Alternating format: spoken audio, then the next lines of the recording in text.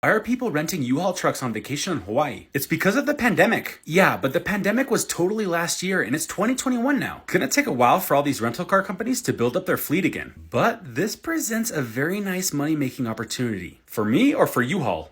For you. So how are people making a ton of money right now? It's called Turo. Think Airbnb, but for your rental car. You list your car on Turo and people rent it out for $50, $100 a day, depending on where you're at. Instead of people renting a U-Haul to drive around the Hawaiian Islands, or any state for that matter, they're coming to you and renting your car off Turo. Dude, you're always teaching people how to make money. It's simple. If you like money, follow Sam.